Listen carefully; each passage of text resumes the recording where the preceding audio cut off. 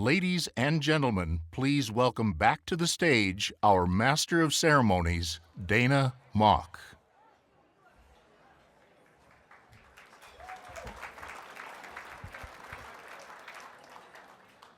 Keep eating, don't stop, but we do have to get going. Welcome back.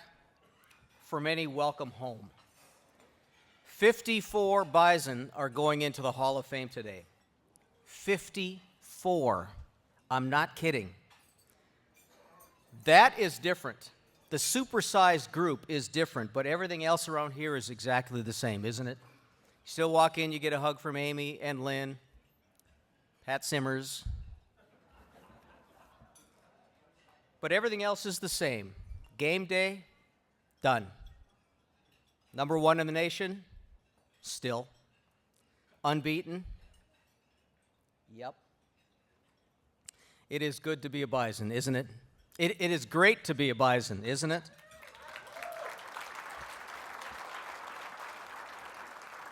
Please welcome the Gold Star Marching Band under the direction of Dr. Sigurd Johnson.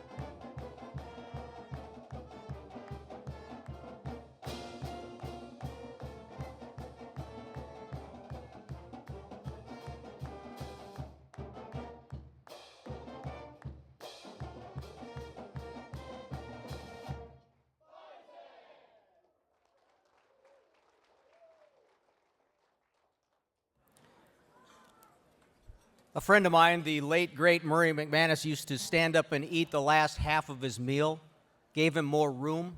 You'll all be thanking the Gold Star Marching Band after you finish your meal today. Let's recognize some people.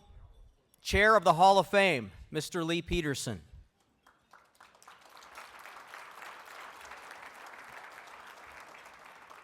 President of Teammakers, Paul Bougie.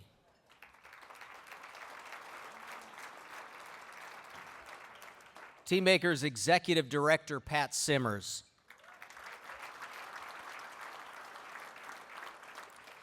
The Chair of NDSU's Development Foundation Board of Trustees, Ryan Pitts.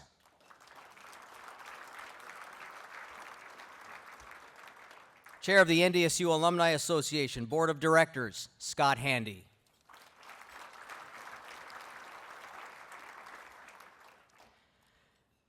And I can relate to the struggles Dean Bershani is going through right now. It's not enrollment. It's not athletics. He's just had a surgery similar to my mom. He's wearing a sling, rotator cuff, tendons. I feel for you, President Brashani. My mom's not medically cleared to drive, so I take her to therapy twice a week. If you need a ride, call me. Please welcome NDSU's president, Mr. Dean Brashani.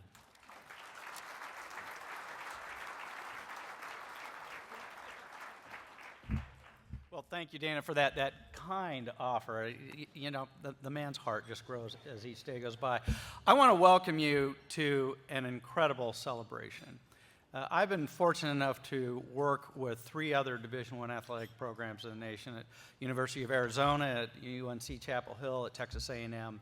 But this is a program that I'm more proud of than any of those or all of those put together. What this program has grown to and accomplished, and what we're celebrating today, is really rather exceptional. And I know most of you know this. 9 of 14 teams won their league and went on to postseason play last year. 13 of our 14 teams had over 3.0 GPAs. Football was the slackers. They only had a 2.96.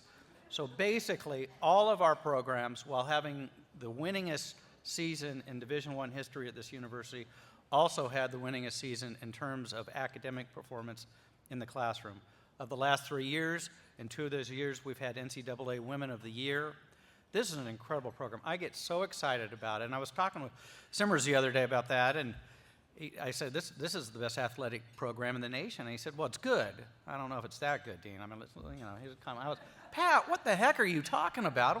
We started kind of getting into it, and I said, dang it, Pat, I'm mad. I'll arm wrestle you over it. When I woke up in the hospital, and Dr. Pyatt was leaning over me, he said, I think we can fix the arm, the broken back I don't know about. Thanks, Pat, thanks a lot. But very seriously, this is an outstanding program that brings more pride to me than I can tell you, but it also brings more attention and in a more positive way to the entire state of North Dakota than virtually any other feature of this state. And I've said that to the governor, I've said that to legislators, I've said it to our faculty, and I mean it very sincerely. Our athletic program has become the lens through which the entire nation looks at our state, and I could not be more proud to be here and welcoming you. Go Bison.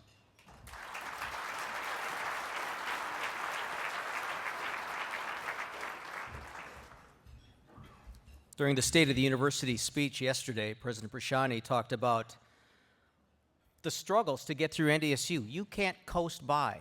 They challenge students. It's not for the part-timer. It's not for the onliner. You have to work. My name's Dana Mock. I graduated from Moorhead State. One of the highlights of this day for me is to reconnect with people that I ran into daily back when I was sports director at WDAY. And it hit me hard when I heard about the retirement of Lynn Dorn. I can't imagine NDSU or the yellow and the green without Lynn. So this will be my last banquet, unless you come back for the banquet, Lynn. Then I too will come back. Please welcome the Director of Women's Athletics, Lynn Dorn.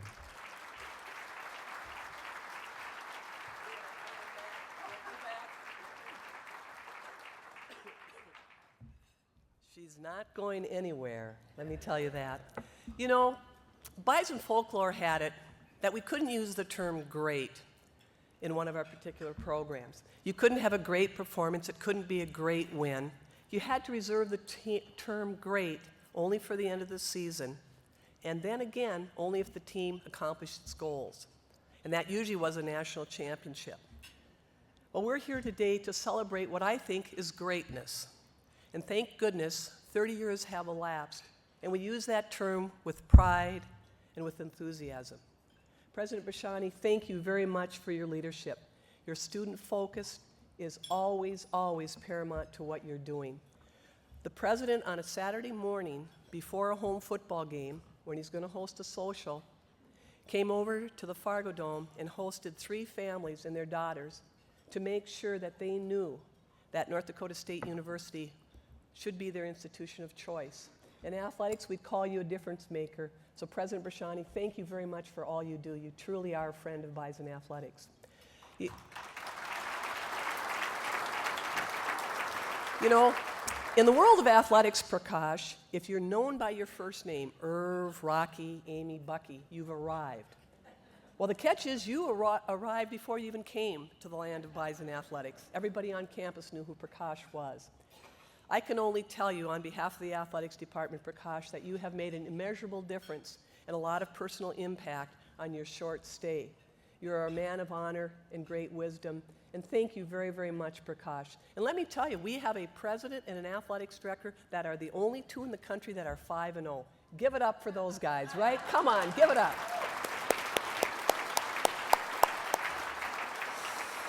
You know, we use the term greatness, and we understand what it means. And I said that there's a lot of greatness in the hall today, and there is.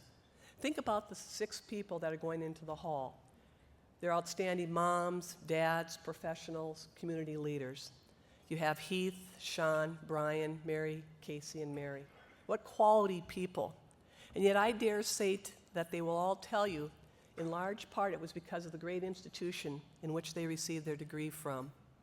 You have given us a lot of opportunity to be thankful for who you've become, but more importantly, for what you shared with us as a student athlete. And let's talk about the 4 national championship women's basketball teams. Guys, that's what we called a dynasty.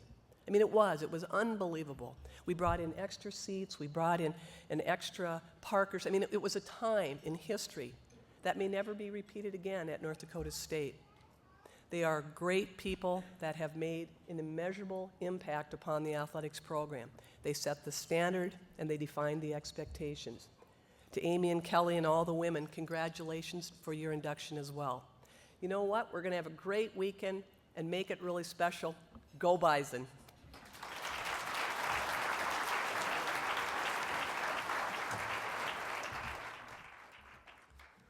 You know, I did make the dean's list at MSUM one year. I got a 4.0, and I'm not kidding. These are my friends. They didn't talk to me for a week. That's not a joke. They wouldn't talk to me for a week. And finally, after a week, they'd say, all right, we're going to go out to mix for a burger and beer. You can come with if you never do that again. And I didn't. I will take NDSU to task here a bit. This man is trying to leave. He's trying to leave, but they keep him around because he is such a good person and is doing such a great job. And they'll probably keep him along a bit longer when the new athletic director arrives, just to make it a smooth transition. Please welcome the interim athletic director, Prakash Matthew.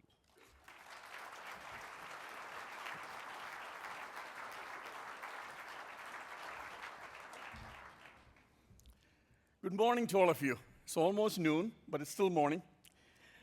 I also want to join others in congratulating all the inductees who will be recognized today at this event. My goodness, that light is so bright. Is anybody there? Welcome to the Bison family. We call a great deal about the Bison family. And this is homecoming. You're coming home. So welcome home, welcome home. I also want to thank the Hall of Fame committee under the leadership of Lee Peterson. And there's a formal committee, and also there were a lot of people behind the scenes worked. In fact, I even saw my name in that list. I don't know how I got in that list because I didn't do a darn thing. But what I want to do is I want to have the whole entire committee and also the people behind the scenes like Linda and Helena and Tara and Jeff and Nancy and Margie and all those people also, please stand and be recognized.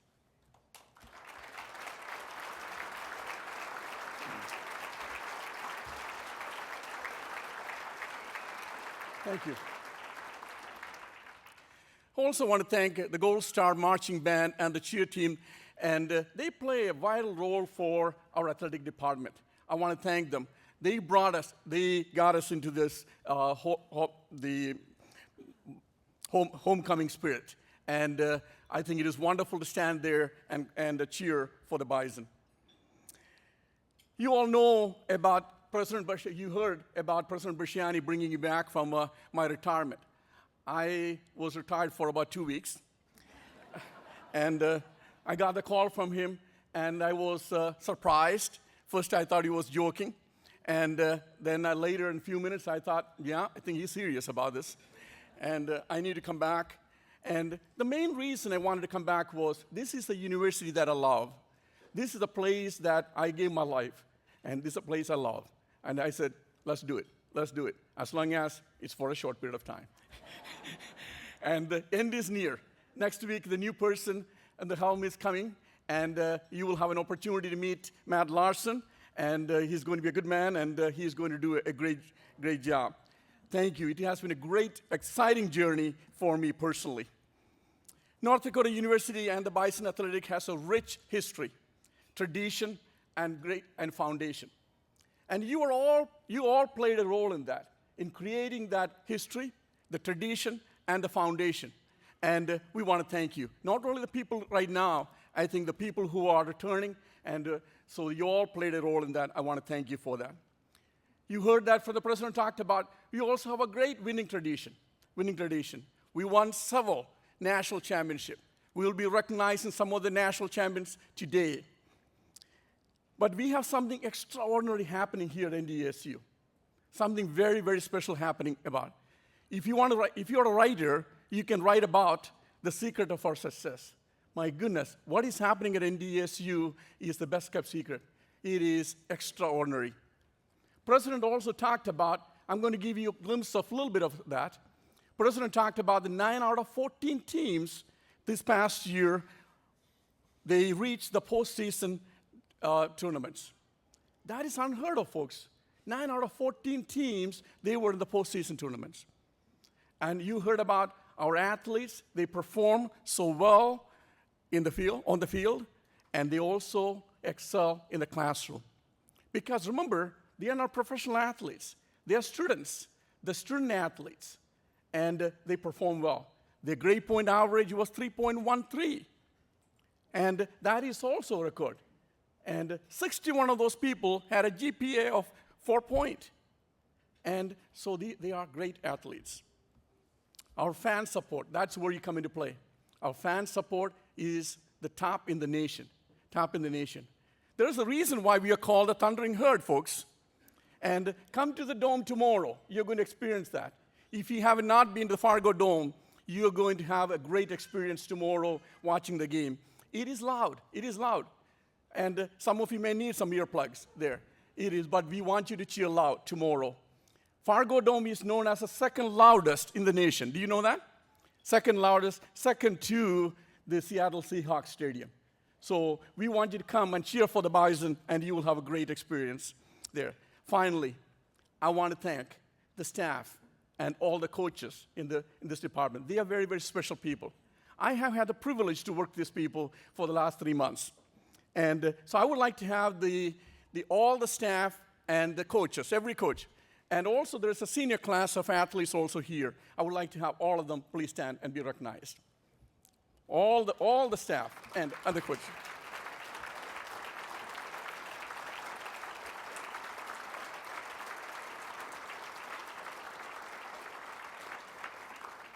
Folks, these folks are top-notch. They're second to none. They are very, very special people. And remember I talked about the success of our department? They are the reason. And they not only work hard, they're good people, and they are top-notch. And it has been truly a pleasure and a privilege to work with you the last few months. Thank you. Go Bison.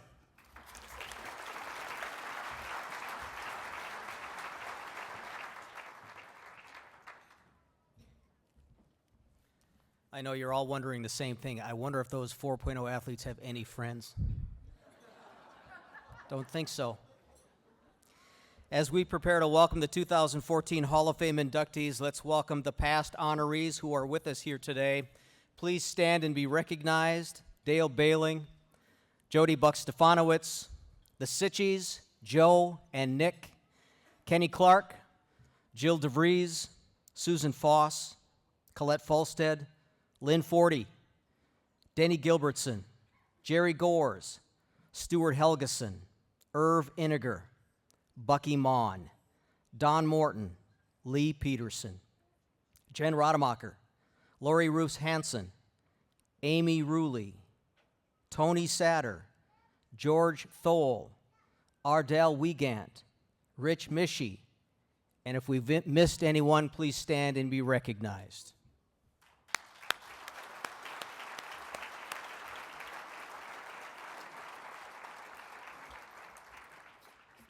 Long before a popular TV show known as The Voice came along, there was only one voice, and that's the voice of the Bison. So proud to call him a friend. Nobody knows what goes on behind the scenes with Scotty Miller, what he's gone through, but he reeks of professionalism, whether it's a surgery, a chemo, a bad chicken in Greeley. Remember that? He is so good. I hope we all realize how good he is. To me, he and Phil should be working on Sundays. Please welcome the voice of the Bison, Mr. Scotty Miller.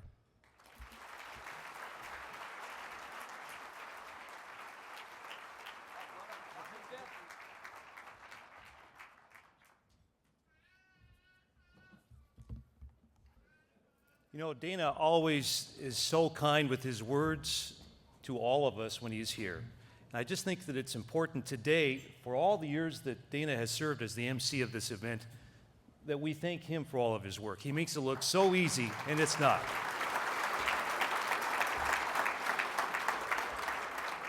Plus, as we've learned today, he's a heck of a driver.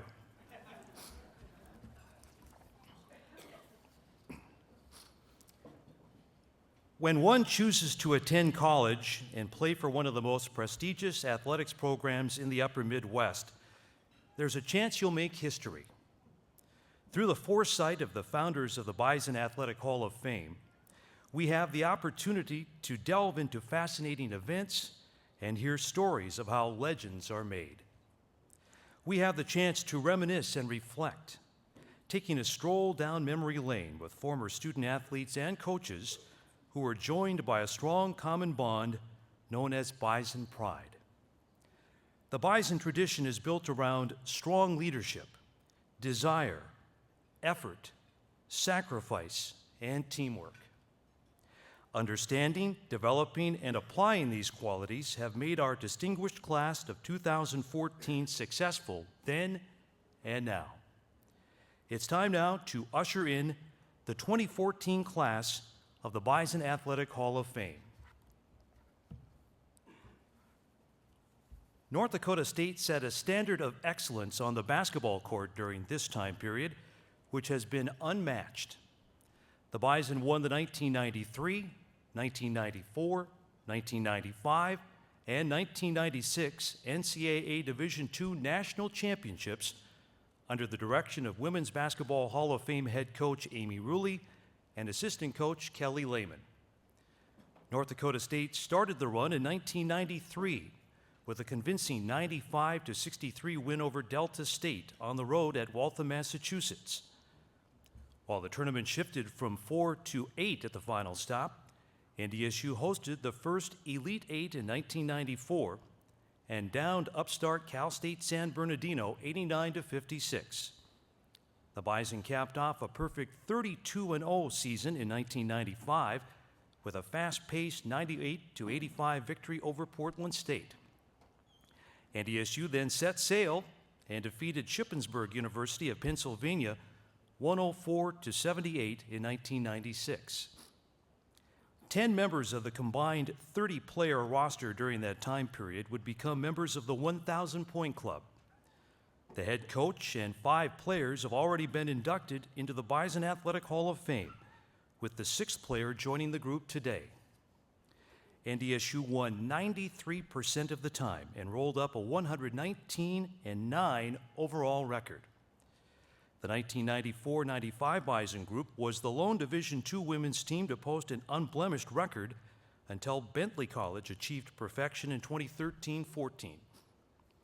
NDSU's 49 consecutive victories still ranks second all-time in Division II women's basketball. NDSU went 66-6 in North Central Conference play from 1993 to 1996, claiming 3 conference championships. At one point, the Bison won 27 straight conference games. Thanks to outstanding fan support, NDSU led Division II women's basketball in attendance each season. It was the early stages of a 9-year run as the Bison led Division II in attendance a dozen times overall. A Division II women's basketball record crowd of 7,543 was on hand for the game against North Dakota on February 23, 1996, staffed by Sports Illustrated. While the focus was on the team, there were many individual honors, highlighted by Kasey Morlock, Darcy Steer, and Nadine Schmidt, who picked up National Championship Most Outstanding Player awards. Jody Buck, Steer, and Morlock were selected Kodak Division II All-Americans. Jen Rademacher was a top 10 finalist for the 1995-96 NCAA Woman of the Year. Rademacher and Lori Roofs played on 4 straight national championship teams. The newest additions to the Bison Athletic Hall of Champions, the 1993, 1994, 1995, and 1996 Division II National Championship women's basketball teams, represented today by Lynette Mund Johnson, who played on the teams from 93 to 95 and was a student assistant in 96. Please welcome Lynette Mund Johnson.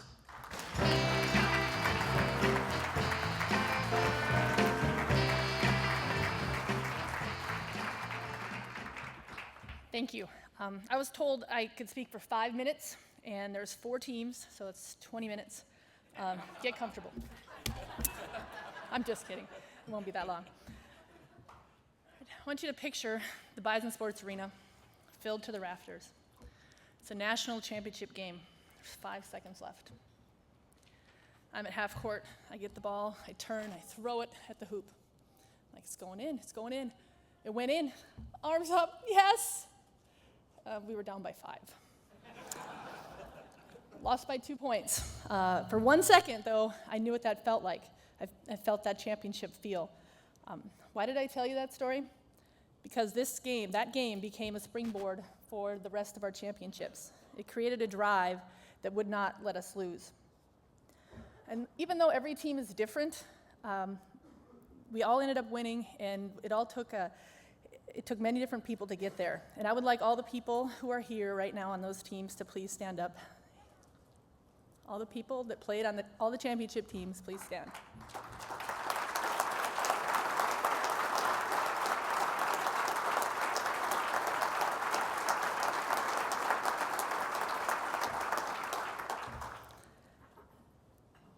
The 1993 season started as I call it a season of revenge. We had seniors Jody Buck, Nadine Schmidt, Jackie Parsley, and Dawn Mattern.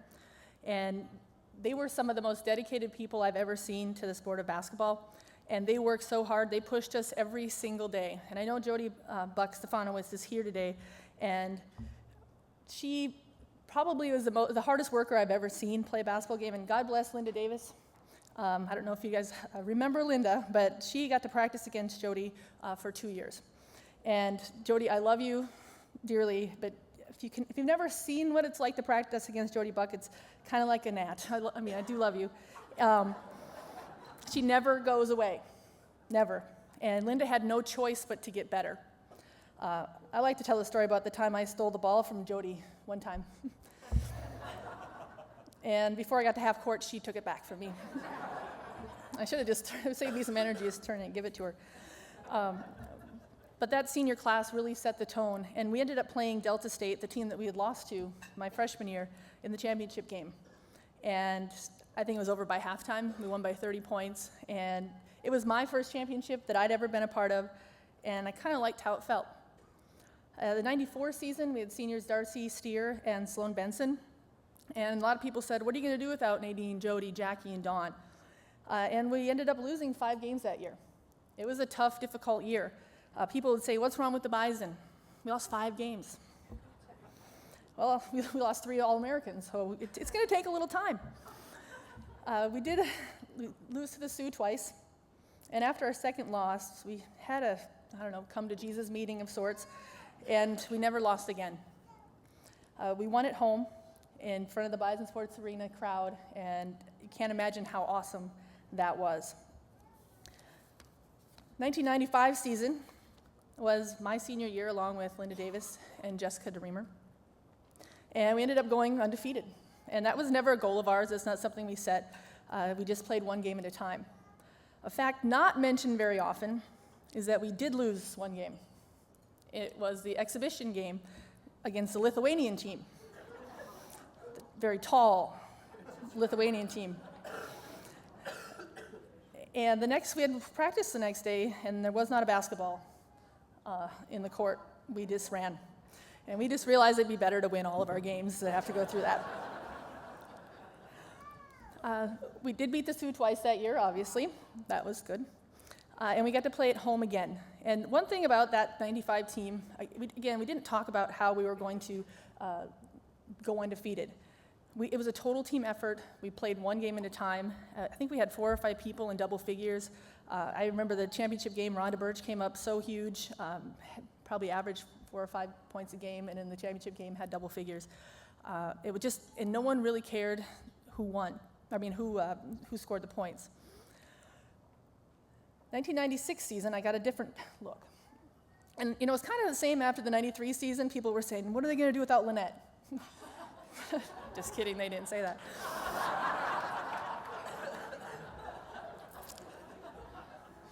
And I kind of got to see it from the coaching side of it, and I'll just say that they won in spite of my scouting reports, because I have to tell the story. Jess and I drove to Grand Forks in my car, and it was so cold, and the windows, I had to scrape the window to see, and we got there, and it was the first time I'd ever scouted a game, and coach is like, keep track of this and this and this, and I'm watching the game, and it's going fast, and I get back, and I told her what I'd seen, and she said, well, who did this? I'm like, I don't know. And then she's like, who did this? I don't know. She's like, were you even at the game, or did you listen on the radio? I said, I went to the game. But I did learn a lot during that time period. And what a great accomplishment for seniors, Lori Roofs and Jen Rodemaker. And it's really awesome because Lori will never let me forget that she has 4 championships and I have 3. She'll wave at me with 4 fingers or say, hey, Lynette, what's more than 3? 4. And I never thought 3 national championships would be inadequate. But thank you for that. And that team was able to beat Shippensburg at home again and score over 100 points and really, show the complete dominance that was NDSU basketball at that time. People often ask, why did we win? What was it about your teams? And I think we just hated to lose. And we also outworked people. One of the things that we did to outwork people were our preseason workouts. 2 things that I do not like, mornings and running. And Coach really said, we're doing morning runs. It's awesome. And we would get up, 6:30 in the morning and run in the dark. And I wouldn't say I was last, but I wasn't at first. And there were a couple people, Teresa Berger, God bless her, and Jen Rodemaker. They get done way at the beginning, Jody sometimes, and they were really helpful to the people who were not in the front. And they would run back afterwards and run the last, mile or so with the rest of us. Thank you for that, too. That was very helpful. And I know some other people have that same feeling. But on Fridays, we got to play water polo. And I could swim, so that was good. Some people couldn't. And I won't tell you their names, but their initials were Nadine Schmidt and Rhonda Birch. And they would get to hang on the wall while the rest of us were swimming and getting creamed by Coach Ruley. She is a wicked, mean water polo player. But they were onto something, Rhonda and Nadine, and I should have tried it. I'm like, I'm too scared to run, Coach Ruley. Maybe I'll just hang onto this curb while you guys go. I'll be here when you get back. I'd only thought of that. Why else did we win? Great coaches. Not one time in any practice or any game did I feel like we were not the best prepared team. Coach and Kelly were meticulous about, what we had to do and what we needed to do to win. There was good cop, bad cop. If we needed to talk to someone, we'd go talk to Kelly. We talked to Coach too, but it was just, she wasn't as warm and fuzzy as Kelly was. We'll just leave it at that. And we also had great people around us. Lynn Dorn, we have a women's athletic director who really cared about women's athletics and kind of helped put us on the map, bid for those tournaments to be at the Bison Sports Arena. And I can't tell you how much we appreciate that. We also had great ladies in the office. I know that Pat Fredrickson probably got tired of all of us getting tickets. She had a real big job ahead of her to kind of keep us in line with our tickets. Another advantage that we had was the Bison Sports Arena. Rest in peace, I guess. I don't know if you want to say. Practice there was an adventure.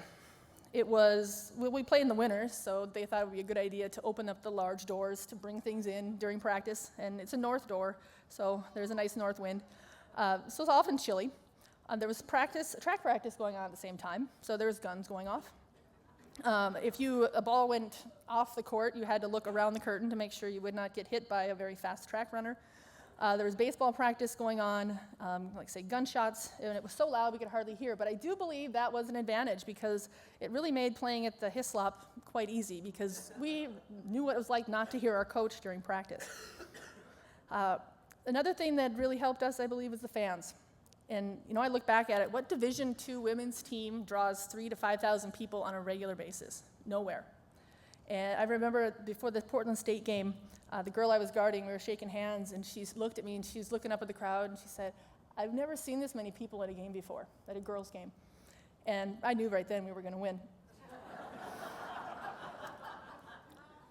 But I believe, and I speak on behalf of everybody, how grateful we were to people from our hometowns, people from Fargo, people from all over the surrounding areas who kind of took us in and made us their daughters as well and came to watch us play and support us. And I think the last reason I believe we were as good as we were successful is because of the competition that we had every single day. Every day in practice, we practiced against the best. And I truly believe that we were the best team because we practiced against the second best team in the nation every single day. And there were black eyes and bloody lips and sharp elbows, but we always loved each other. And I think that's what made us great. After that first championship loss, my freshman year, I told myself I never want to feel that way again. And thanks to the wonderful people on my teams, I didn't. Thank you.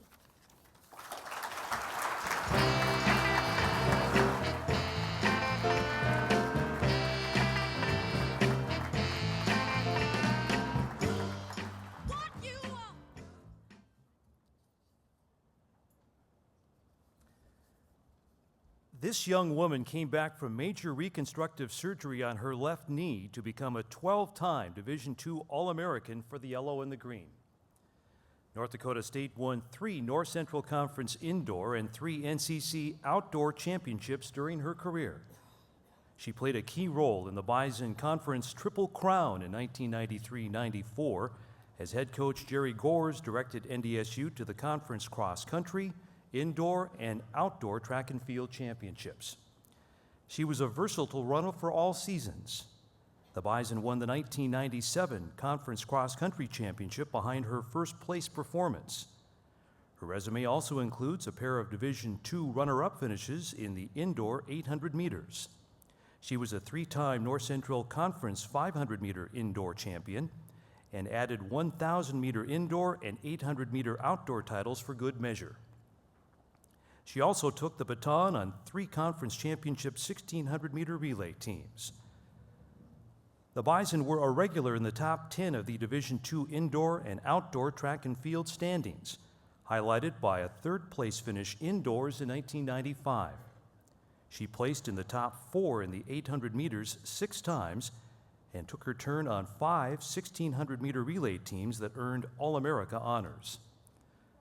The daughter of Florian and Gloria Gill, she grew up with 2 brothers and 5 sisters in Clearwater, Minnesota. She was a 6-time All-Central Lakes Conference track and field performer for St. Cloud Tech. She won the 1992 Region 800 meters title and also ran legs on Region Champion 1600 and 3200 meter relay teams. She competed at 2 Minnesota Class AA state cross-country meets during her prep career. She earned her bachelor's degree in plant sciences and then her master's degree in plant genetics at North Dakota State. She worked part-time at the U.S. Department of Agriculture in barley genetics and then full-time at wheat germplasm enhancement at NDSU. She was wed to Ryan Wentz on the 4th of July, 1998. The couple has 3 children, Hannah, Kayla, and Daniel. Currently living in Mandan, North Dakota, she is active in school and church projects, including family mission trips and politics, supporting family and pro-life issues. We present for induction into the Bison Athletic Hall of Fame, Mary Gill Wentz.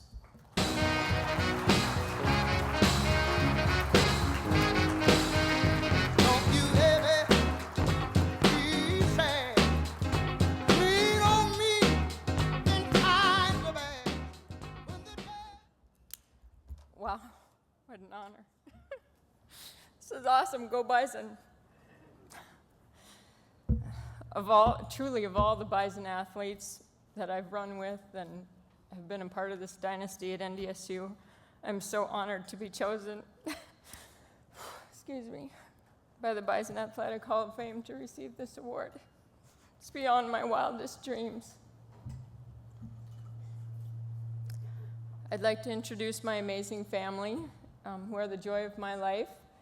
Sitting here, my awesome husband, Ryan, my lovely daughters, Hannah and Kayla, and my fun and active son, Daniel.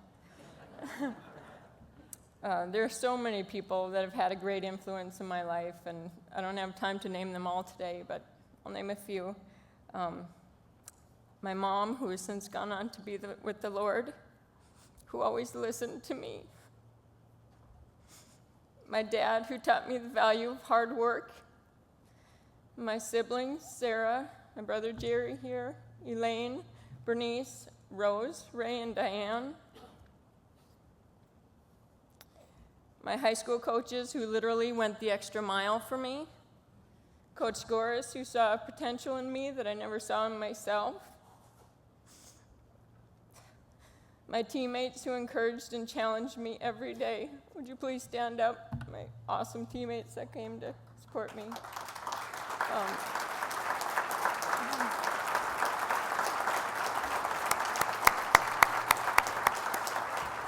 You guys stood by me through thick and thin. Thank you for that. Pam Dreets, my hero. She showed me what true strength really looks like. One day I saw her, we were doing thousands around the indoor track, and she stopped off after her 1,000, went in the bathroom, threw her guts up, and wiped her mouth, and got right back on the track, and started her watch, and did another 1,000. I was like, oh, that's what I want to be like. She was just a stud. And thank you to all my NDSU coaches, trainers, and staff. In my academic career, these people have helped and encouraged me. Dr. Ed and Brenda Deckard, Drs. Horsley, Darlene Kianian, and Justin Hegstead. When Ryan Godfrey originally informed me of this award, I was seriously in complete shock. I couldn't say anything. I just couldn't believe it.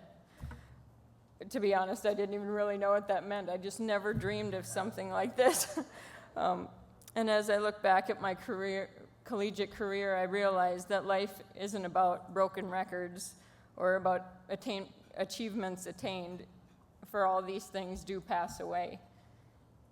What really matters is growing in our character, in developing meaningful relationships with people, and glorifying God in all we do. The people who touch us the deepest are the ones who invest in our lives. One of my most memorable experiences as a Bison athlete was my freshman year at Outdoor Nationals. After my parents' house had burned down, I had nothing to wear and couldn't afford to buy a dress. So my teammates took me shopping at Nationals, and they all pooled together and they bought me a dress. I was so floored. I was a freshman, and most of these girls were seniors or juniors and didn't even really know me well, and that just is the kind of awesome teammates that I've always had that would just do anything for you. I remember that year standing on the starting line. My freshman year, I didn't feel qualified to be there, but by God's grace, I made it. And I remember just looking up at the awesome mountains that surrounded the track and just thinking, oh Lord, you've blessed me so greatly and given me so many opportunities. And I still feel that way today, and this being a part of that. My senior year, we got 144 inches of snow and the great blizzards of '96 and flood of '97. We were snowed in for days, and even finals were canceled that year. Woohoo! Right here. One of the benefits of that miserable year was that I met and fell in love with my wonderful husband, Ryan, right? That's good. But Rod and Coach had to drive around and shovel us out of our dorm rooms or wherever we were living to shovel our way back into the Bison Sports Arena to go practice. It's kind of fun. One day the distance runners were coming in the north doors of the BSA, and after doing a workout in the blizzard, and Lynn Dorn was standing there. Do you remember that day? She walked in and her jaw just dropped. She's like, "What are you ladies doing out in this blizzard?" We're just gonna look at each other and we're like, "Our workout." We're kind of like the mailman. Neither rain nor sleet nor snow can stop the Bison, right? Go Bison. What doesn't kill us makes us stronger, right? That spring, our track team and all the Bison teams worked together sandbagging in the BSA. And though it wasn't the best distance runner practice, we did become stronger both physically and in unity as a team, both track team and just as a Bison. I mean, there was such unity that year. It really couldn't have been better. It was just another aspect of being a Bison. That year brought true meaning to the phrase, whether on sandbagging or on the track, for the strength of the herd is the Bison, and the strength of the Bison is the herd. Again, I am sincerely grateful to the Bison Athletic Hall of Fame Committee for choosing me for this honor. I'm just floored. And thanks to all my family and friends for your encouragement and love over the years, and for being here today. Go Bison.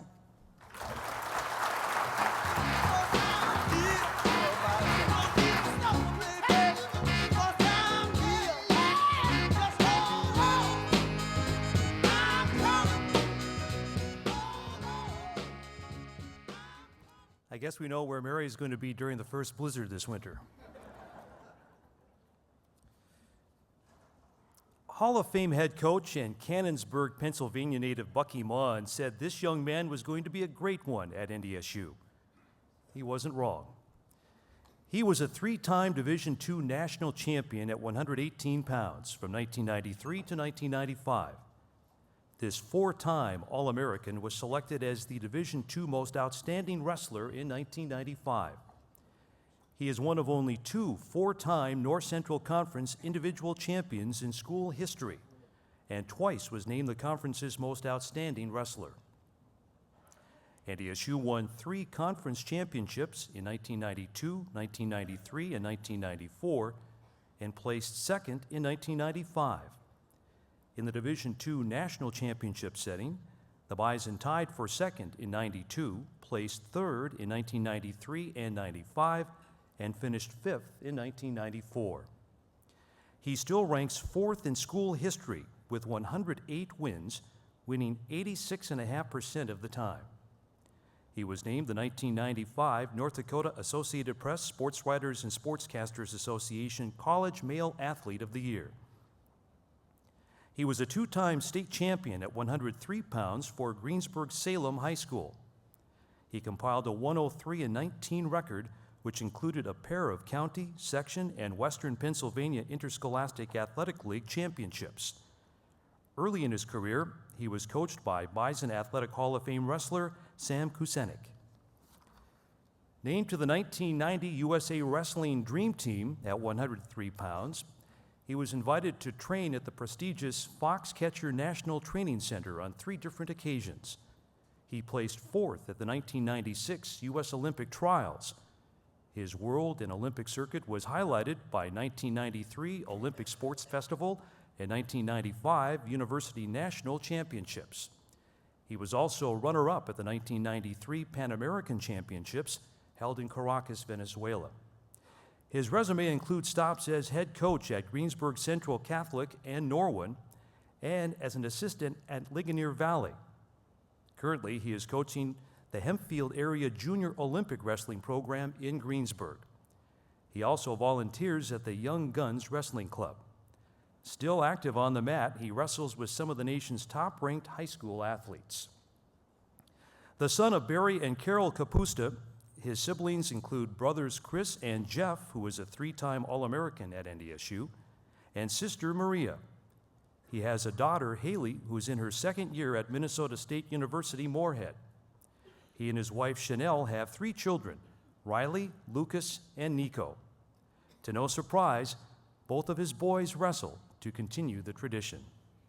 The gates of the Bison Athletic Hall of Fame swing open for Brian Kapusta.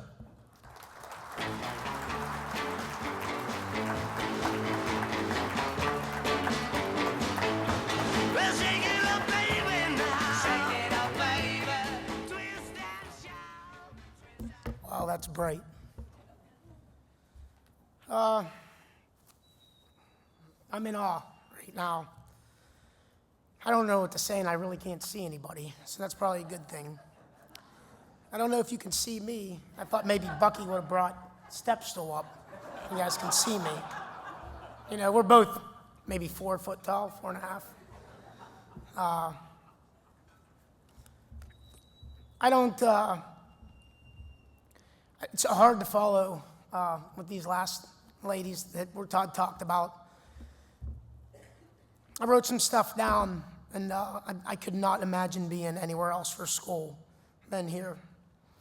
You know, when I was first selected to the Bison Hall of Fame, I was extremely honored. And just joking around a little bit, you know, with my wife, telling her we needed to make a big spot on the wall for my bronze statue. Kind of like the NFL players get, you know, when they get inducted into the Hall of Fame. You know, I was randomly playing that song, Hall of Fame, which, I mean, I'd come into the room and be playing it, just dancing around. It really drove my wife and kids nuts.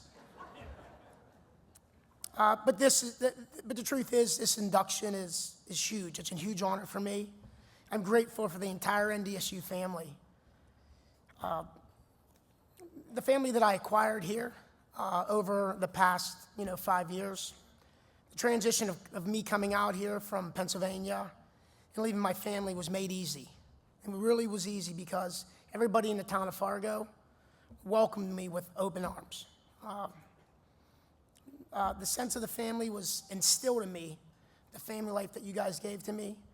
And to this day, I try to give back home in so many different ways. I have a lot of great memories here and some that aren't so great. And I mean, the snow, the weather, that's not great. Pennsylvania, we get some snow, but not out here. I mean, if your car goes into the ditch and you let it there overnight, the wind blows, you can't find it. So, I mean, it's nothing like Pennsylvania. We just have hills out there, that's all. But I think the most memorable moment for me would be my first national title I won. As an athlete in any sport, no matter what you do, you dream. I dreamed when I was in high school to win a state title, and I won 2. I dreamed when I was in college to win a national title, and I won 3. Some think that I should have won 4. But, 3 is good, and the 3rd place as a freshman, I'm okay with that. But it really drove me after my first title to go out and win my 2nd and 3rd title. There are a lot of people that I really want to thank. And again, because they took me in, they did things for me, I'm sure there's people I'll forget.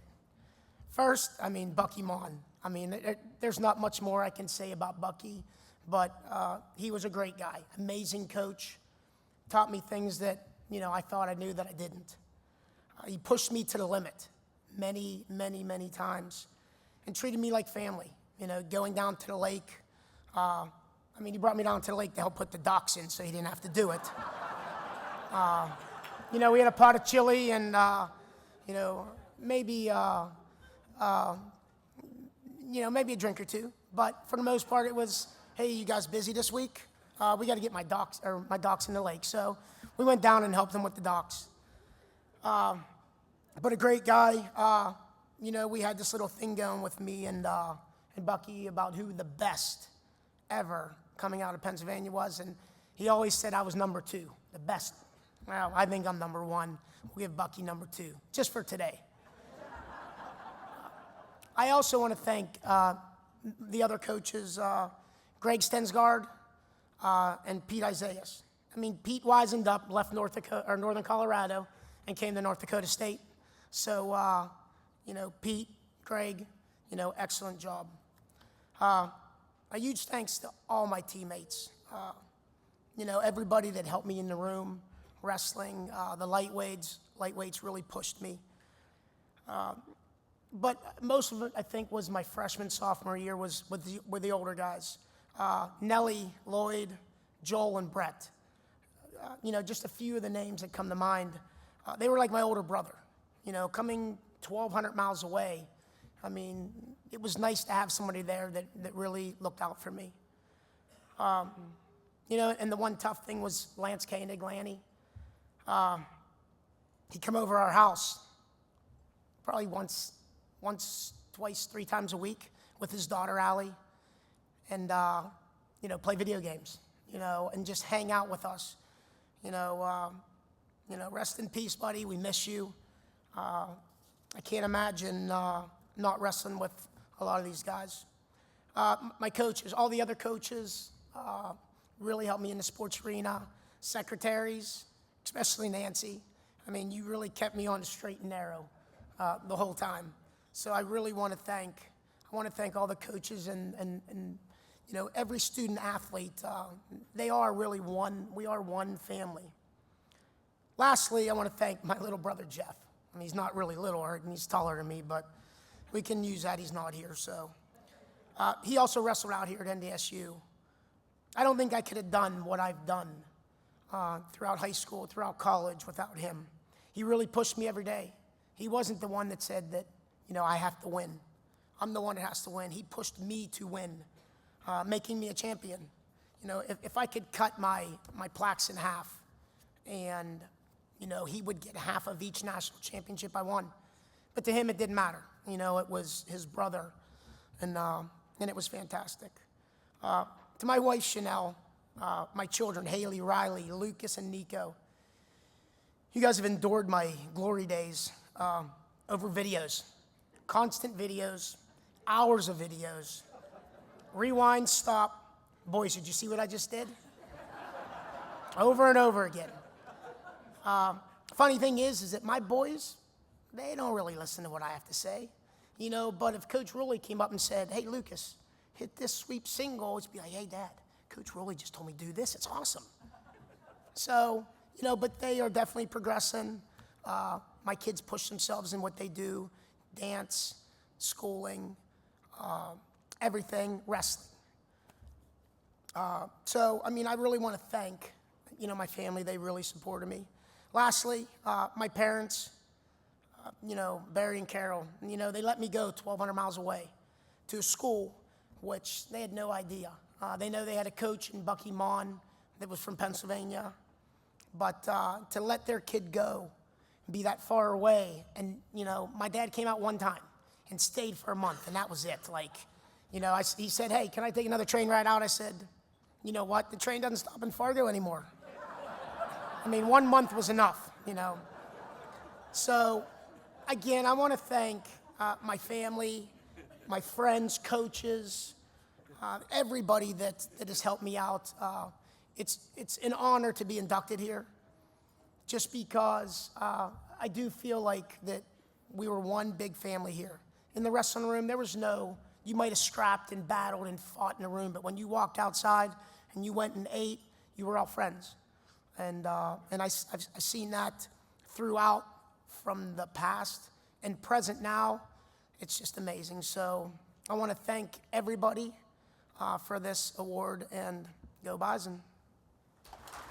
You know you look so good, so good. You know you got me going now, just like I knew you would, like I knew you would.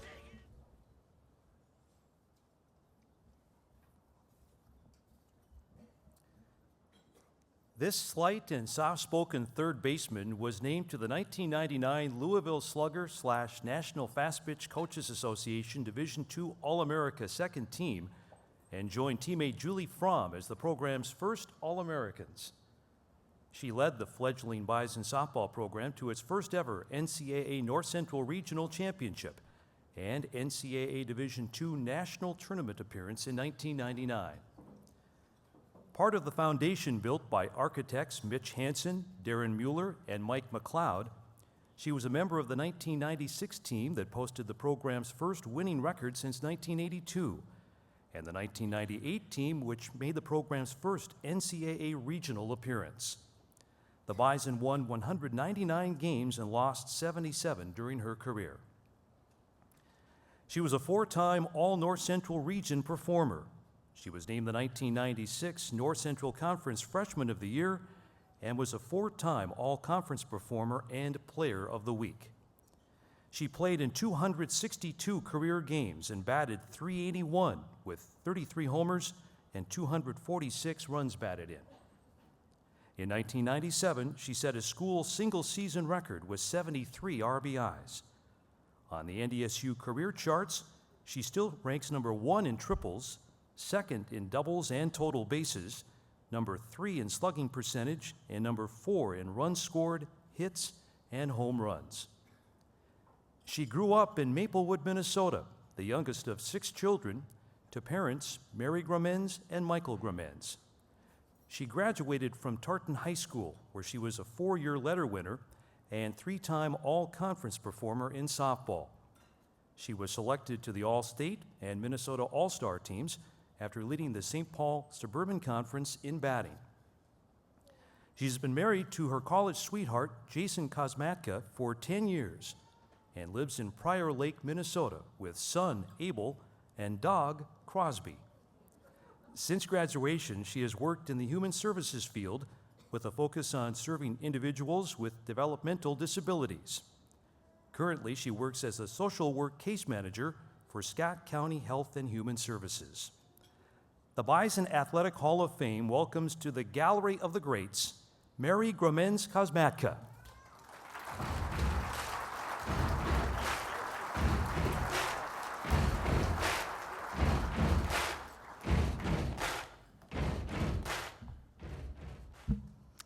They weren't lying when they said it was bright up here, that's for sure. Do you ever see a bumper sticker, a Bison bumper sticker, or a person wearing NDSU gear? Don't you just want to throw up your hands and go Bison? I do it. Well, at least in my mind, I do it. But I fight the urge because I'm just not sure that others share my passion and excitement for all things Bison. My passion likely stems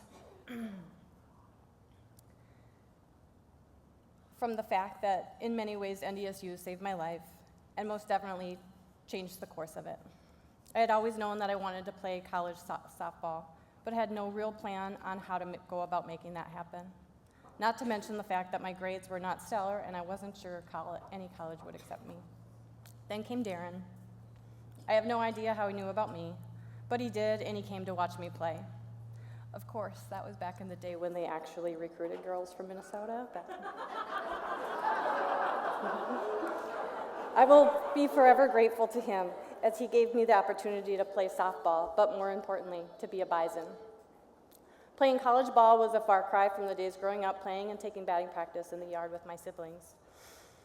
I remember it like it was yesterday. Practices on the hardwood floor of the BBF, games on the turf because the fields were still covered with snow, and every weekend tournaments at towns mostly found up and down I-29. It was on the road that only a few shenanigans happen. But when we were winning on the road, it was also where our superstitions developed and were implemented. Those Groundhog Days usually started with breakfast at Perkins, sitting in the exact same seats at the same tables, ordering the exact same food, often while wearing the dirty old winning uniforms from the day before. Then, same old ritual for lunch at Subway. Needless to say, it's a very rare day when you'll see me at either place.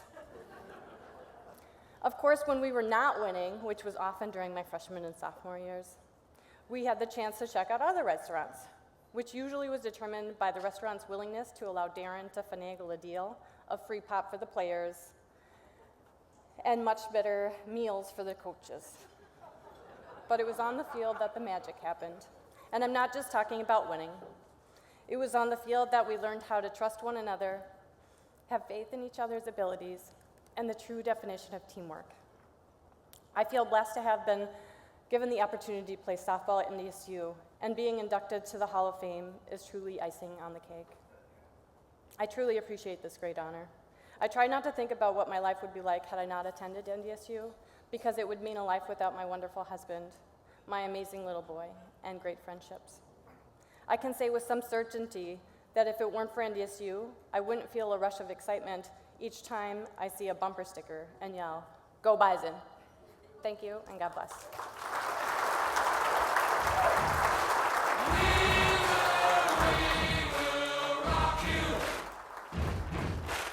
Buddy, you're a young man, hard man, shouting in the street. You're gonna take on the world someday. You got blood on.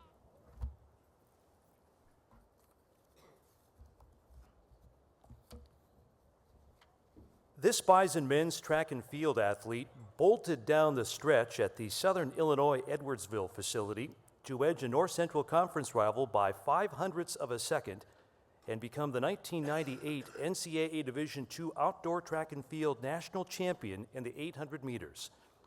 He broke his own school record by 1.51 seconds.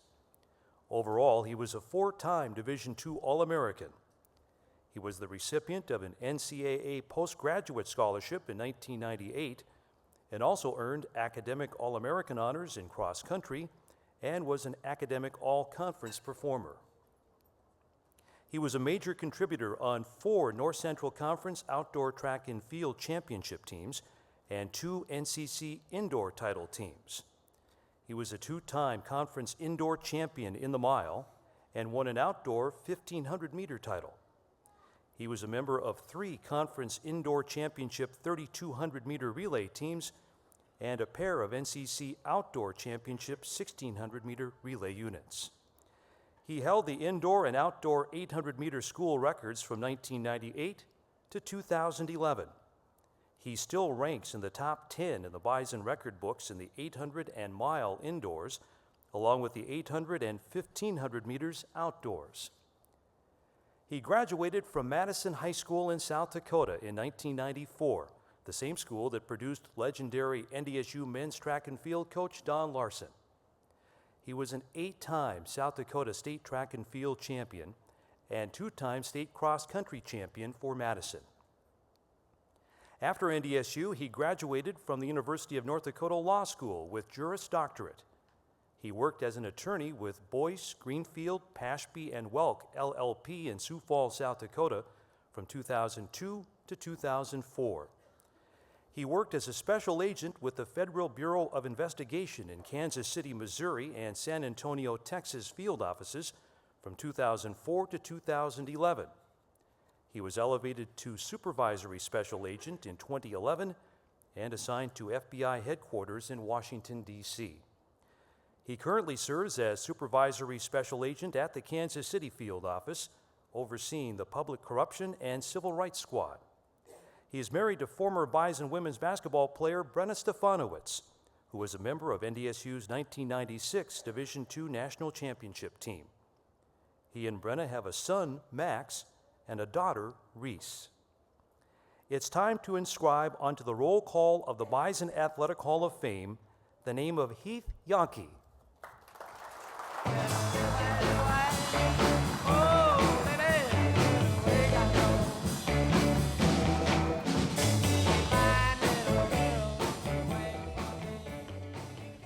Thank you very much.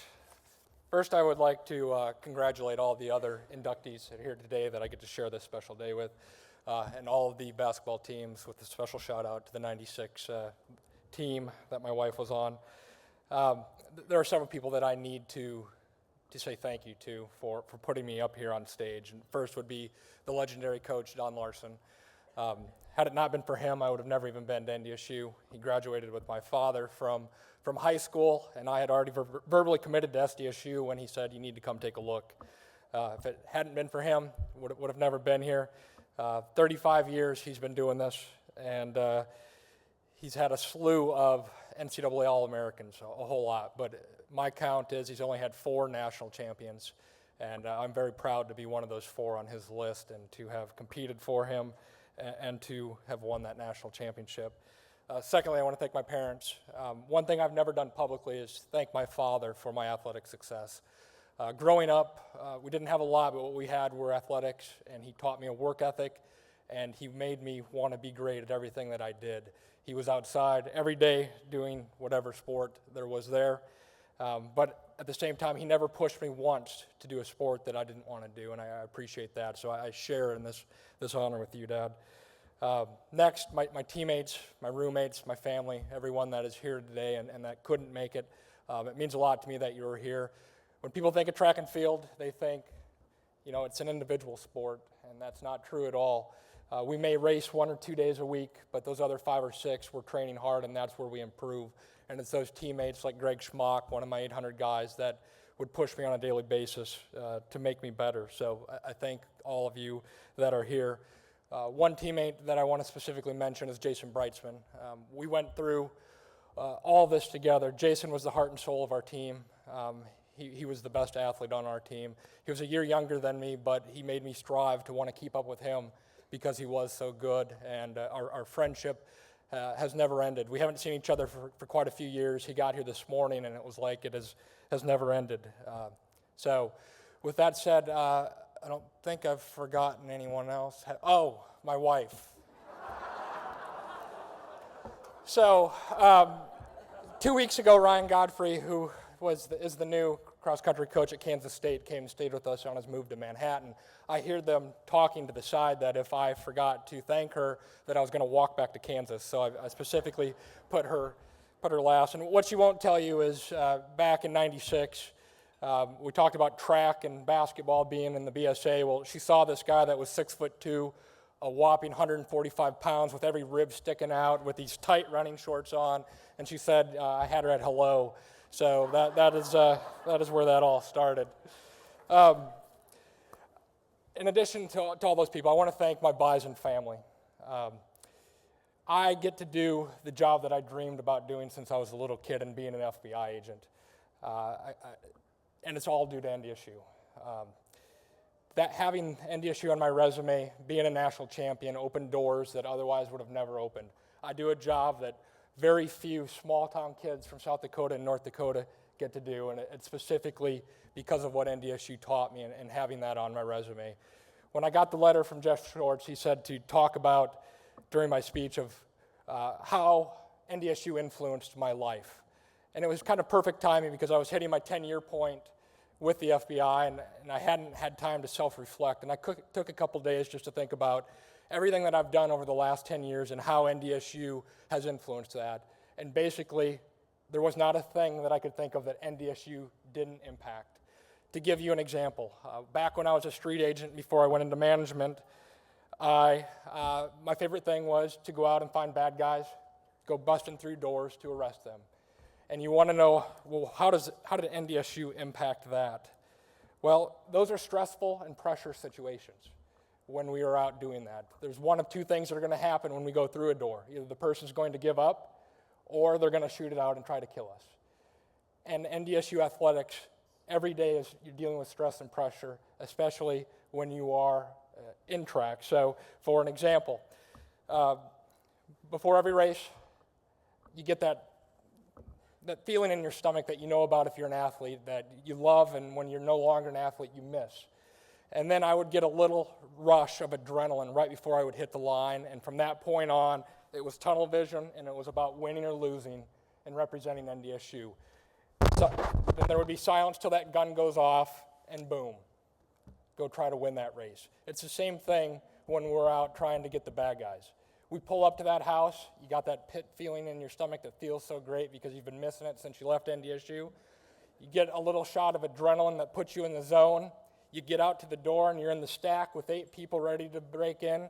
Instead of the gun going off, it's probably a ram blowing the door open, and then it's game time, and you go through that door, you go find that bad guy. And if you can't handle stress and pressure, that's when someone gets killed.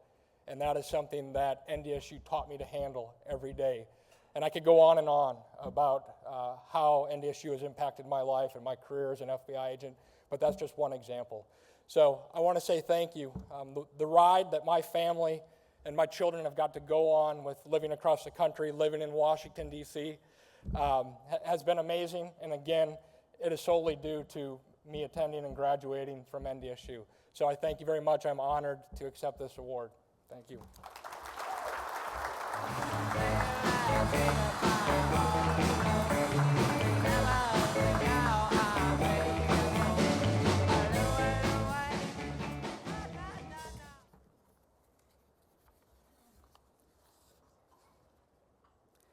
This hard-hitting linebacker was a first-team Division II All-American who led the defense in tackles for 3 consecutive seasons, including 128 stops in 1997. He played for Bison Athletic Hall of Fame head coach Rocky Hager and Bob Babich. NDSU compiled a 41-16 record during his career, tied for the 1994 conference championship, and reached the Division II quarterfinals on 2 occasions. He was a 3-time All-North Central Conference performer and received the NCC's Most Valuable Linebacker Award as a senior. He still ranks 3rd all-time with 363 total tackles and 264 assisted tackles. He also excelled off the field, earning an NCAA postgraduate scholarship and COSIDA Academic All-America second-team honors. He was a 3-time Academic All-NCC selection. At the conclusion of 1997-98, he received the North Central Conference Stan Marshall Award and NDSU Albrecht Presidential Trophy, presented to the Male Student Athlete of the Year. He was also named the winner of the Bruce Bennett Memorial Award as Midwest Sports Channel's Division II Male Student Athlete of the Year. He graduated from NDSU with honors in 1998 with a bachelor's degree in English. He received the Thomas L. and Nan K. Degden Memorial Scholarship and Adrian O. McClellan Scholarship, attending the University of North Dakota School of Law. He earned his Juris Doctorate with distinction from UND in 2001. A homegrown native of Jamestown, North Dakota, he played both football and basketball for the Blue Jays. He was a 3-year starter in football, twice earning All-State and All-Conference honors. Since 2004, he has been an attorney and shareholder with Onstead Twitchell PC, the 2nd largest law firm in North Dakota. His resume also includes serving as an attorney for Leonard Street and Dynard, the 3rd largest law firm in Minnesota. His wife's name is Sarah, who is a 1999 NDSU graduate. The couple has 2 children, Samuel and Genevieve. Without further ado, the Bison Athletic Hall of Fame welcomes Sean Fredricks.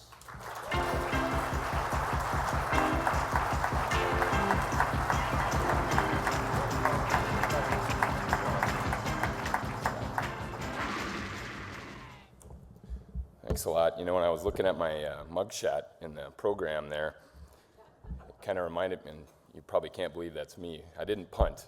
I was a linebacker, but it reminded me of an argument I had with Coach Hager. And I love Coach Hager, and outside my family, he's probably the person I respect the most. But it reminds me of an argument I had with him once. After my 95 season, my sophomore year, we'd have one-on-one meetings, and I thought I had a pretty good meeting with him, actually. When he's not yelling at you at the end of it, you're feeling pretty good. And I was going to get up and walk out, and he was turning around and scribbling on his notes, and I was just walking out, and he said, "Nope, I have one more thing. Sit down." So I sat down and started going through my head, all right, what did I do? And he continued to scribble and kept me waiting the way he did, had that power over you. And then he turned and he had a big smile and kind of sat there for a while, about 30 seconds, made me sweat a little longer. He leaned forward and he said, "You don't have enough fun." And we proceeded to have a big argument about whether or not I enjoyed myself playing football. And I was thinking about that this week, and it occurs to me now that the fact that I had to argue with him probably proved his point. But I told him I was a linebacker and being angry was part of my job description, and he lived with that. So, listen, I just want to say that my experience at North Dakota State was unbelievable, really in all facets of my life. I met my wife Sarah at NDSU. Bison football has been an important factor in my life, obviously, and it's been a tremendous force in Sarah's life as well, and we're both incredibly grateful for everything that Bison football has given us and continues to give us. And our son Samuel and our daughter Genevieve are both here as well, and Bison football is a force in their life as well. Friends, teammates, I made lifelong friendships. Many of those guys are here today, and I appreciate them coming. The coaches that I had and the friendships that I still have with those guys, and a lot of them are mentors to me still. Shane Hoddenfield called me on my way over here, and he's just a guy that I have a tremendous amount of respect for. And of course, Gus Bradley and Kevin Donnelly and Leo Ringy and Don Larson, who's passed away. But those relationships are key, and that's, to me, really what this is about, is my teammates and my coaches. So I'm grateful to NDSU for that. My experience in academics, I do want to note that I was an English major, and the English department didn't have a lot of athletes come and go, and a lot of my professors weren't really into sports, but they watched a lot of Bison football, and they were very supportive of me, and I appreciated that. So I do want to note that the English department was very supportive of me, and I appreciate the academic experience I had at North Dakota State. And of course, Bison football, it's just an unbelievable force in my life, and it always will be, and the people involved with it are going to be in my life forever. And my dad passed away, my mom passed away, my teammates were there, and that was cool. That was cool, to be able to look around and see your teammates there supporting you. You know they're there for you. So I appreciate that. You know, we talk a lot about Bison pride around here, and what does it mean, and people always want to know, and people ask me sometimes, what do you think it means? And I remember Gus Bradley, when Bob Babich was hired, we were in a meeting very early on, the seniors, and Gus was in there with us, and Bob was just getting ticked off at us seniors because we wouldn't tell him. We wouldn't define it for him, and he kept asking Gus, and Gus just had a big smile, and he said, "You didn't play here." And I thought that was pretty cool of Gus, and you know, I'm sure Bob figured it out before he left. But when I played, we had this tradition that on the road, first-year travelers would have to get up and give a Bison Pride speech, and we gave a lot of bad Bison Pride speeches, and I don't know if the team still does that, if you guys still do that or not, but there were a lot of bad speeches, and you know, we were young guys, you know, in your freshman year, you didn't really know, and you don't know until you're done, and I'm still learning, and I feel now like I know more now than I did even when I graduated. But this year in January down in Frisco, I witnessed what I thought was the best Bison Pride speech I've ever heard. The Friday before the third national championship game, Coach Bull let the former players come on the field, and he said a few words, and he's always very good about embracing tradition and using that as a springboard for progress for the current players, and he's always very good about that, and we appreciate that. Tradition's important, but you got to use it for something, and it's got to be used for success, and I thought he did that well. But he then excused anybody who hadn't played and said the only people who can stay on the field right now are either current players or former players, and including himself, and everybody had to leave the field. And that left John Richardson and A.J. Cooper and Scott Fuchs and Brent Vegan, and then a bunch of former players and a bunch of current players, those guys sitting back there. And John and A.J. did a nice job speaking, and Scott Fuchs gave an emotional speech the way only Scotty can, and that's part of why we love him. But then Brent went on. Now, Brent is my classmate, my teammate, and I love the guy. He didn't hardly say a word when we were in captain's meetings and team meetings all the way through our career. Hardly spoke a word. That just wasn't him. That's not who he was. But he went on to give an unbelievable speech that day. And my teammates, the guys who are my age, we kind of looked at each other just in amazement that, we've seen Brent come from this quiet guy who didn't say much in meetings to leading our team to a third national championship. And we had an unbelievable amount of pride, our guys did, guys my age. But I'm not going to tell you what he said, because that's our business. But while he was speaking, I was kind of glancing around. I was taking it in, because I knew it was a big moment. And I was looking at the guys from the previous eras. They're guys from the 60s, 70s, 80s, from every era. And I remember seeing Bentram, Chad Stark, Tony Satter was out there. I mean, these are guys that I listened to on the radio with my dad, listening to the Bison growing up before I even knew what Bison football was about. And they were there, and they were mesmerized by what Viggs was saying. And then I looked at the guys who were playing now, and they were locked in. They were locked in on what Viggs had to say. Then I looked at my teammates and my classmates, and I could tell that we all had this tremendous sense of pride about the fact that our teammate was up there about to lead us to a third straight championship. And it was a pretty incredible moment for us, and we talked about it after we walked off the field, a lot of us. And it was a pretty incredible moment for all of us, and obviously the big moment was the next day when we won. Now, when I came in as a freshman, as a rookie, Tony Paul and Jerome Cheatham and those two guys are like brothers to me, and I can't say enough about those two guys. But we would sit in their dorm room at midnight on a Tuesday and argue about all sorts of stuff. And one of the things we debated was how many national championships we were going to win. And I think ultimately we ended up deciding it was going to be 3. We were certain we were going to get 3.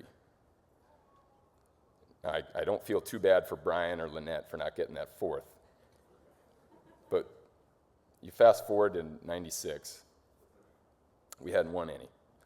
And things happened, and I can say we played our hearts out, and we battled, and we fought relentlessly. We did, I can say that. But we didn't have any. And in the spring of 96, Coach Hager was leaving. I'm sure a lot of you remember that.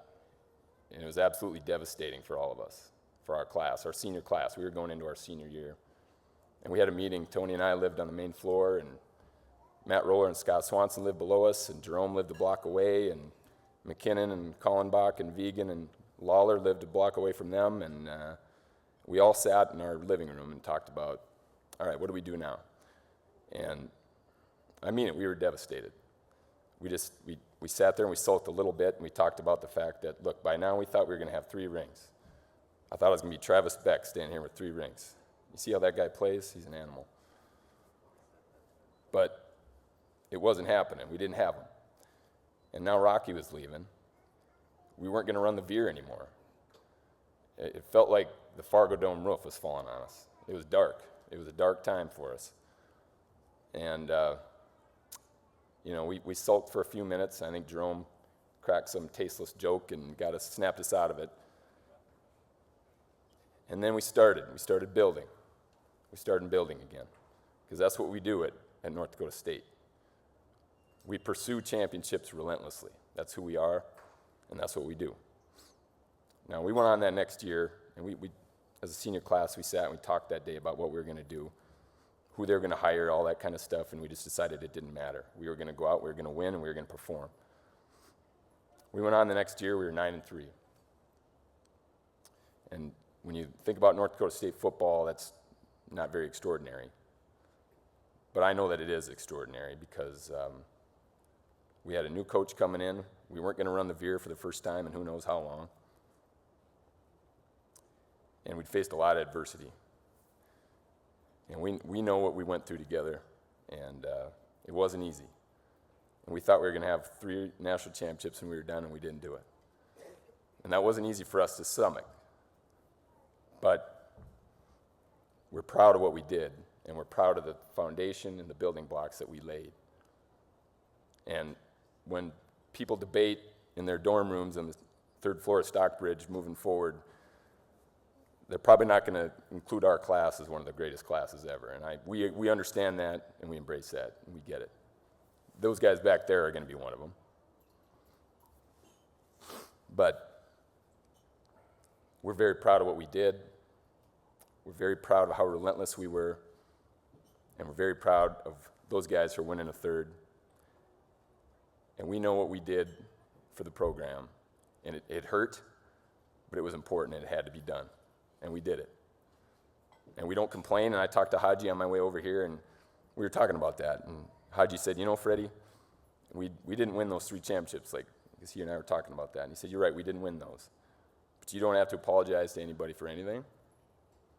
You guys were relentless, and you played hard, and you played with heart, and you played like Bison. And the guys in the back probably don't know who any of us are, and that's fine.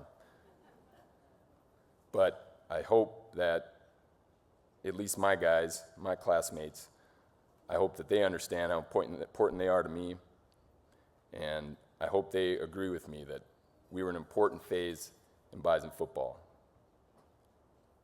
I love the school, I love my teammates, and I appreciate everything that North Dakota State has given me, and thank you. Go Bison. In a wig hat and shades to match, high-heeled shoes and an alligator hat, wearing a pearl and a diamond ring, got bracelets on her finger now and everything. I think we should all go back and talk to our bosses after lunch here and say, you don't have enough fun.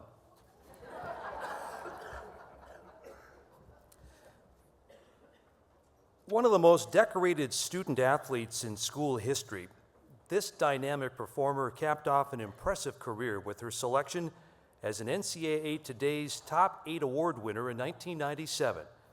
She shared the spotlight with current National Football League and then University of Tennessee quarterback Peyton Manning. She was the recipient of the 1997 Honda Broderick Trophy, which recognized the Division II Collegiate Woman Athlete of the Year. She received the 1997 Women's Basketball Coaches Association Rawlings Division II Basketball Player of the Year Award. She was a 3-time Kodak Division II All-American.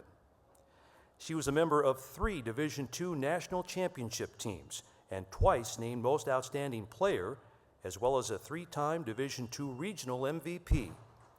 She was named to the Division II Women's Basketball 25th Anniversary Team, along with Hall of Fame head coach Amy Ruley.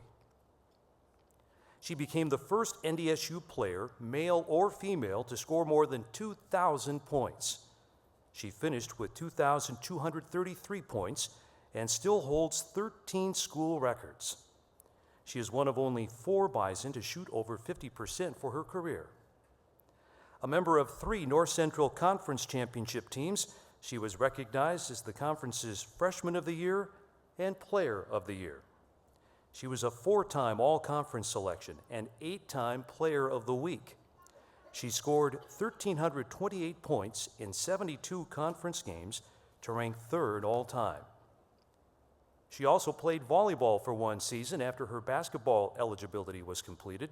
She hit .306 as the Bison finished 3rd in the regional and ranked 11th nationally. A graduate of Stewartville High School, she was selected Minnesota's Miss Basketball in 1993, while also earning Class A All-State First Team honors by the Associated Press. She completed her prep career with 1,496 points and 875 rebounds. A 3-sport athlete, she led the Tigers to the 1991 Class A State Volleyball title and 3rd place in 1990. She is the daughter of Rod and Sharon Morlock. She has 1 brother, Jacob, and 1 sister, Heidi, who is an all-conference player and Stan Marshall Award winner at Augustana College. She graduated from NDSU with an electrical engineering degree. She's married to former NDSU football player Garth Cheddar. She and Garth have 3 boys, Will, Henry, and Pete. She worked at IBM in Rochester, Minnesota until retiring when her youngest son was born. Currently residing on a small organic farm in Stewartville, she's the head activities director of the Cheddar Home. The Bison Athletic Hall of Fame proudly welcomes Kasey Morlock.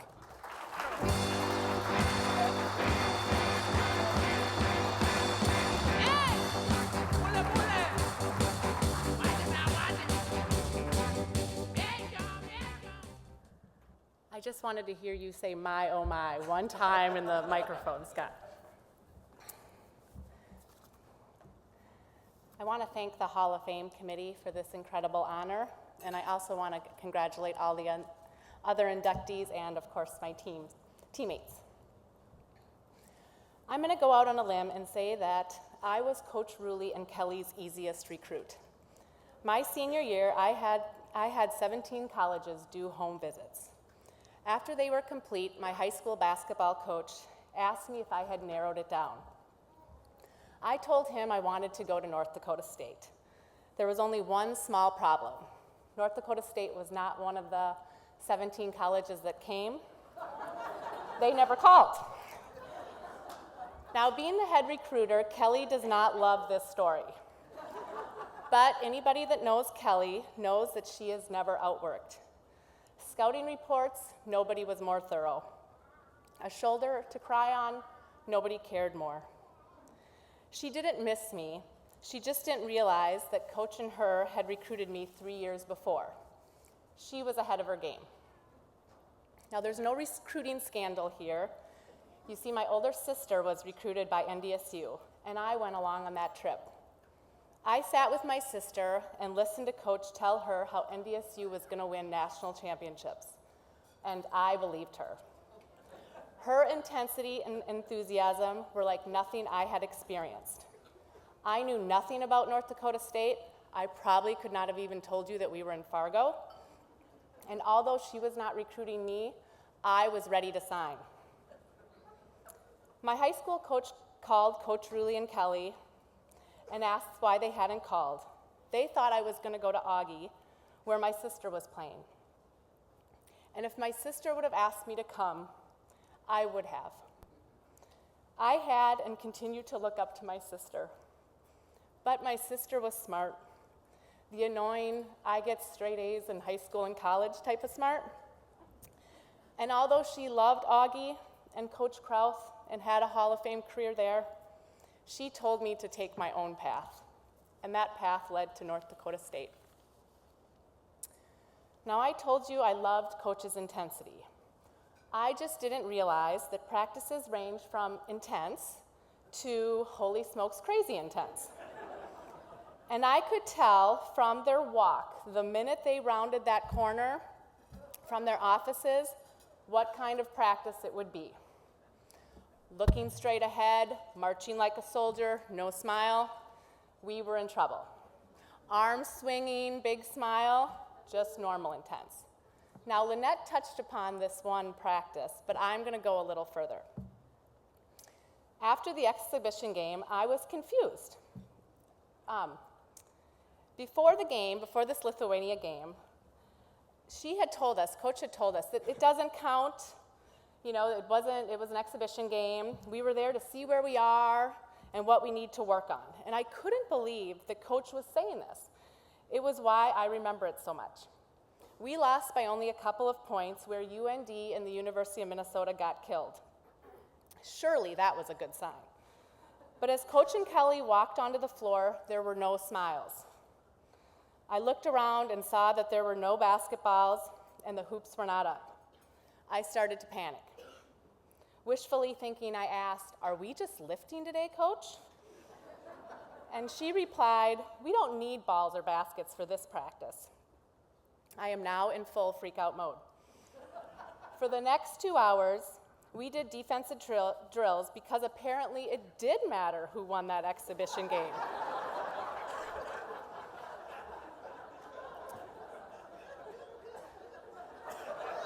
Right? Of course it did, right? We ended the gem of the practice with running around the track single file where the last person had to run to the front. When I would get to the front, I would practically walk, so the next person could come up. Jen Rademacher would continue sprinting till the next teammate would come up. She was on the same level of intensity as Coach. My roommate of 3 years, Rachel and Otto and I would often complain about these type of practices. But we knew these practices were part of the reason we were so successful, and we secretly loved them a bit too. I was naive when I came to North Dakota State. Of course I had dreams when I signed. But to quote Oprah, God can dream a bigger dream for you, far beyond anything you can imagine. And I believe that, and I have a lot of people to thank. I wish I could stand here and say that I came to North Dakota State for the education. It should have been the most important thing. And to my boys, Will, Henry, and Pete, maybe don't listen to that part.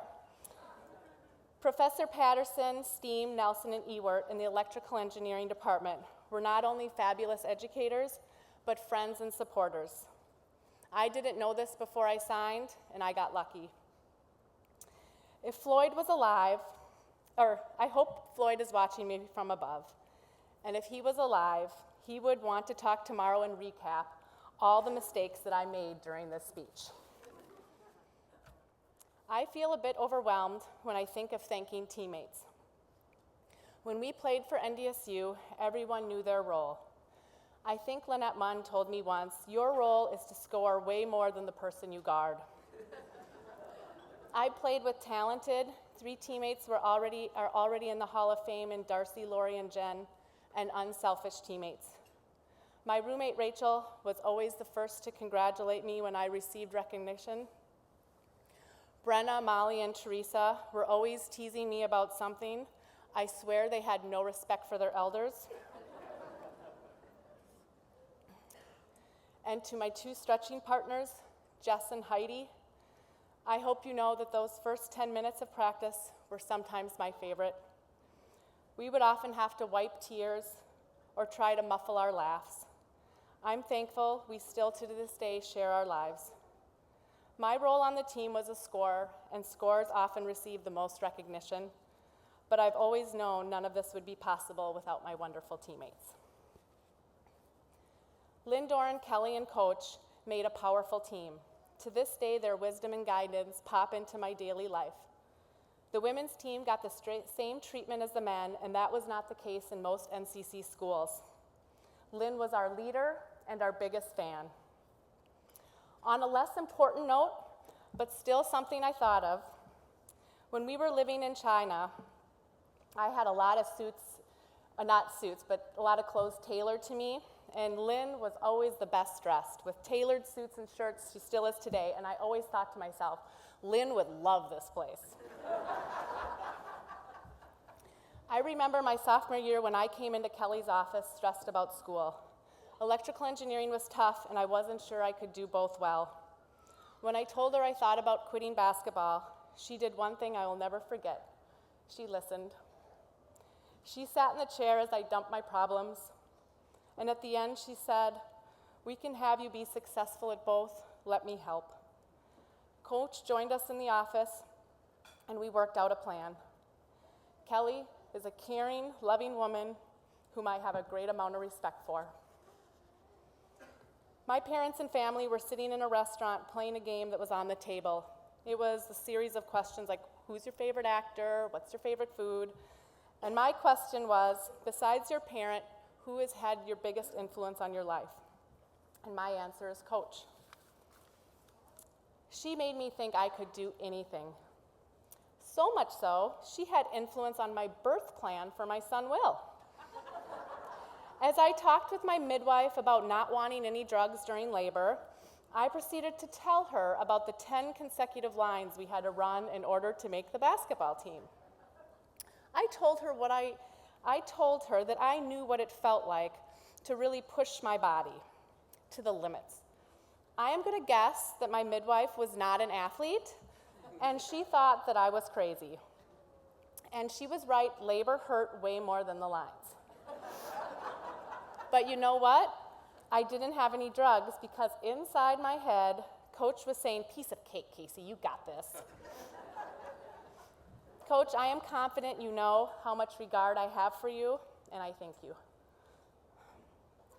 I saved thanking my family till the end, in case I went into the ugly cry.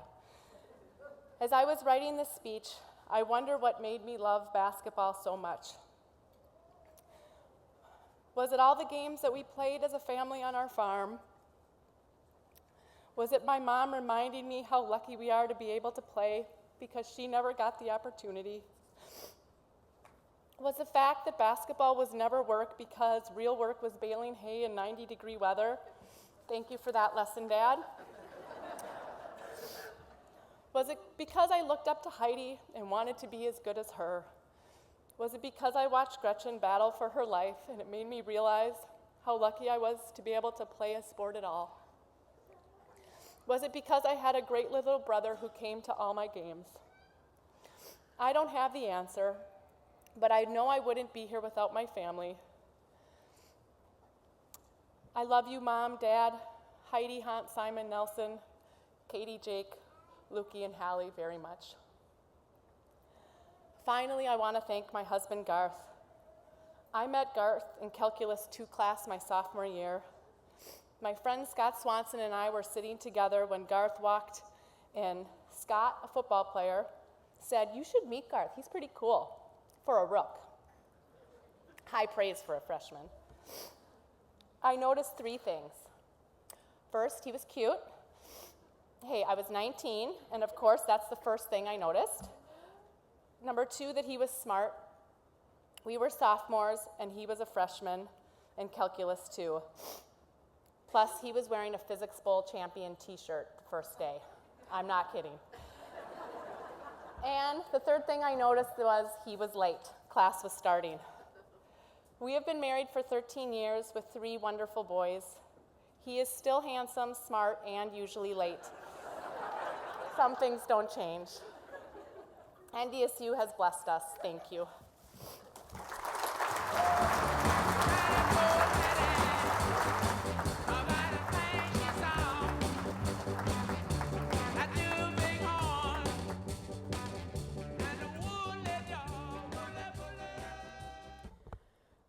Kasey, if you're worried your boys heard the education wasn't first here, don't worry, they weren't listening. They were on the monitor. They weren't listening. I leave here every year with the same thought. What great people. Then maybe that's why they're here, because they're great people.